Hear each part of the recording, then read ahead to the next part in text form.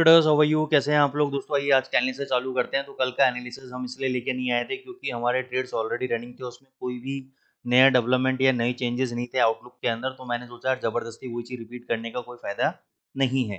दूसरा कारण ये भी था कि आज आपका नॉन फार्म पेरोल डेटा आना था, तो कल कोई बहुत बड़ी मूवमेंट मैं एक्सपेक्ट नहीं कर रहा था। केवल जो ईसीबी की मॉनेटरी पॉलिसी है उसमें एक्सपेक्ट कर रहे थे, लेकिन ईसीबी मॉनेटरी पॉलिसी में देखो कोई खास मूवमेंट नहीं आई।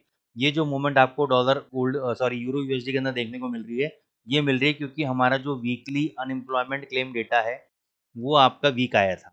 जैसे ही वो डेटा वीक आया तो ये नेगेटिव गया। क्यों वीक गया? क्योंकि अगर आप देखोगे कि वीकली अनएम्प्लॉयमेंट नंबर्स आपके नेगेटिव, आईएसएम सर्विसेज नंबर आपके नेगेटिव, आईएसएम मैन्युफैक्चरिंग नंबर आपके नेगेटिव, एडीपी नंबर नेगेटिव। तो इसका मतलब क्या था कि नॉन फार्म पेरोल डेटा भी आपका नेगेटिव आ सकता है। इस चक्कर में डॉलर इंडेक्स एकदम से गिरा, डॉलर इंडेक्स एक झटके में गिरा। अब वो क्या रहा है, डॉलर इंडेक्स गिरा। यहाँ पे डॉलर इंडेक्स ने संभलने की कोशिश करी, यहाँ पे जितनी भी नेगेटिव न्यूज़ आई सब पे संभलने की कोशिश करी। कल एकदम से गिरा और एकदम से रिकवरी दे दी और यहाँ पे बना दिया एक double railway track pattern. Almost 100% नहीं बना है, 19-20 का फर्क है, लेकिन ये हम इसको रिवर्सल कैंडल या रिवर्सल पैटर्न मानते हैं क्योंकि डाउन ट्रेंड के अंदर अगर पहला कैंडल आपका बेरिश है और उसी के बराबर में उसका हाई और लो ऑलमोस्ट बराबर है और वो आपका एक बुलिश कैंडल बन जाता है, तो ये रिवर्सल कैंडल पैटर्न है। हालांकि हाई में भी थोड़ा डिफरेंस है और लो में भी थोड़ा डिफरेंस है, लेकिन इसलिए मैंने बोला 19-20 का फर्क है, लेकिन ये रिवर्सल पैटर्न है। अब अगर इसके हाई के ऊपर ये सस्टेन कर जाता है तो डॉलर के अंदर रिवर्सल आपको देखने को मिल सकता है, जिसको ये 99.50 और $100 तक के लेके जाएगा। और अगर ऐसा हुआ तो यूरो यूएसडी और जीबीपी यूएसडी गिरेंगे। तो उनके लेवल्स की पहले मैं बात कर लेता हूँ क्योंकि हमारा टारगेट ऑलरेडी अचीव हो चुके हैं। यूरो यूएसडी में हमारी पोजीशन बाई चल रही थी, कल 1495 का हाई लगाया, 1480 पे हम लोग एग्जिट कर गए थे। ठीक है, अब इसको जाने में इतनी तकलीफ हो रही है क्योंकि अगर आप पिछले 2-3 दिन का डेटा देखोगे तो डॉलर को गिरने में और यूरो को बढ़ने में बहुत तकलीफ हो रही है। जब जब ये ऊपर जाता है तब तब बार बार नीचे गिरने के इसके आसार बन जाते हैं। ठीक है, तो यहाँ पे आप एक शॉर्ट पोजीशन क्रिएट कर सकते हो 1500 के एसएल के साथ।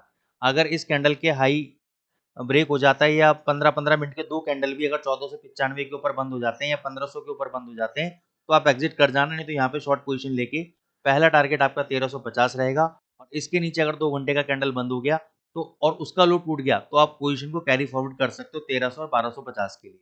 क्यों मैं ऐसा बोल रहा हूँ? क्योंकि डॉलर इंडेक्स में मेरे को कहीं ना कहीं रिवर्सल नजर आ रहा है। जितनी भी खराब न्यूज़ होनी थी मेरे को लग रहा है कि यार बहुत ज़्यादा ये पिट चुका है, बहुत ज़्यादा नेगेटिव न्यूज़ आ चुकी है। अच्छा, कल ट्रंप और चाइना के बीच में ट्रेड वॉर को रिगार्डिंग लेके फिर उन्होंने कहा है कि हमारे बीच में पॉजिटिव टॉक्स हुए हैं, जिसके कारण स्थिति मार्केट में सुधर सकती है और जिसके कारण पहले तो गोल्ड ऊपर गया, लेकिन जब उसको पता लगा ट्रंप और चाइना के बीच में ट्रेड वॉर खत्म होने की बात चल रही है, या जो रेयर अर्थ मटेरियल करके एक ऐसा मैग्नेट आता है जो कि इलेक्ट्रॉनिक व्हीकल्स के अंदर और मोबाइल्स वगैरह के अंदर वो जरूरी कंपोनेंट होता है, जिसका उसने प्रोडक्शन रोक दिया है और सप्लाई करना बंद कर दिया, जिससे इंडिया को भी दिक्कत आ रही है और अमेरिका को भी दिक्कत आ रही है। तो उसके रिगार्डिंग भी बात हुई, तो डॉलर में आपको देखने को मिलेगा अचानक से आपको एक गिरावट, गोल्ड के अंदर आपको ऊपर से नीचे गिरावट देखने को मिली, वो भी मैं अभी आपको बताऊंगा। पहले तो यूरो यूएसडी में हम शॉर्ट पोजीशन यहाँ पे बना सकते हैं 1495 का ये जो हाई कैंडल है इसका स्टॉप लॉस रख के, और टारगेट 1350 का है, लेकिन मैं रिकमेंड करूंगा 1380 85 कहीं पर भी आ जाए, 1400 आ जाए, 38 पॉइंट मिल रहे हैं, एक बार आप प्रॉफिट बुक करते रहें क्योंकि जब तक डॉलर इंडेक्स का सिनेरियो क्लियर नहीं होता, इसके हाई के ऊपर सस्टेन नहीं करता, तब तक हम बहुत बड़ी ट्रेड नहीं बना सकते हैं। सेम जीबीपी यूएसडी में, लेकिन जीबीपी यूएसडी में मैं चाहूंगा कि अभी अवॉइड करो। मैंने 3665 तक के टारगेट दिए थे, 3616 का हाई लगा दिया है, प्रॉफिट हमने तो बुक कर लिया है यहाँ पे और इसमें से अभी कोई फ्रेश ट्रेड अभी हमारा नहीं बन रहा है, तो उसको थोड़ा सा अवॉइड करेंगे अभी जीबीपी यूएसडी को।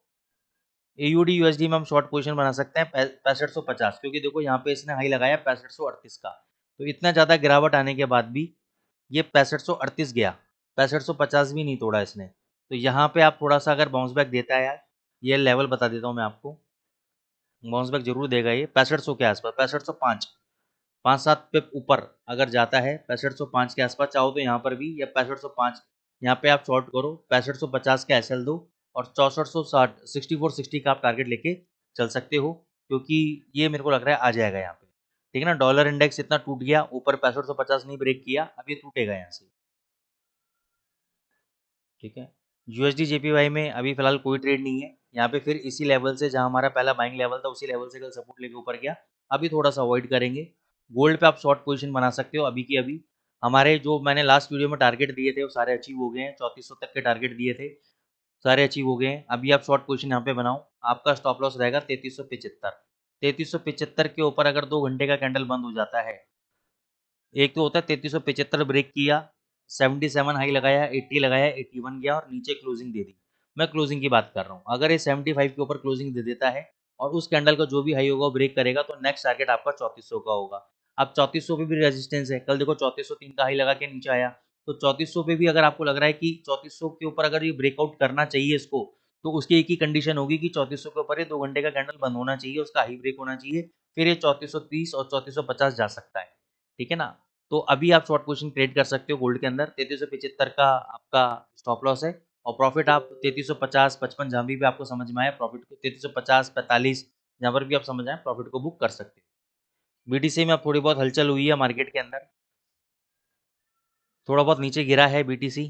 क्यों गिरा है? क्योंकि एलन मस्क और ट्रम्प के बीच में जो बिग ब्यूटीफुल बिल है उसको लेकर इनके आपस में लड़ाइयाँ चालू हो गई हैं, तो उसके कारण क्रिप्टो के अंदर एक नेगेटिविटी आई है। तो ऊपर अगर ये जाता है 1,04,000 के आसपास, यहाँ पे शॉर्ट पोजीशन बनाओ, 1,08,000 का स्टॉप लॉस दो, टारगेट अपने 98 99 तक के शॉर्ट टर्म टारगेट्स आप लेके चल सकते हो। तो ये बिटकॉइन के अंदर एनालिसिस है दोस्तों। Thank you Amol sir, thank you Shinde sir, thank you all the other participants जो हमारे रेगुलर व्यूअर्स हैं, रेगुलर आ रहे हैं, चीज़ों को समझ रहे हैं। आप देख रहे हो कि किस तरीके से प्रॉफिट निकल रहे हैं और हम एग्जिट भी हो रहे हैं और रिवर्स पोजीशन भी मार्केट के अंदर बना रहे हैं। तो आप पोजीशन में बने रहें। नॉन फॉर्म पेरोल डेटा है आज डेफिनेटली, तो उसका भी इम्पैक्ट जो भी होगा वो मैं टेलीग्राम पे अपडेट कर दूंगा। Thank you so much.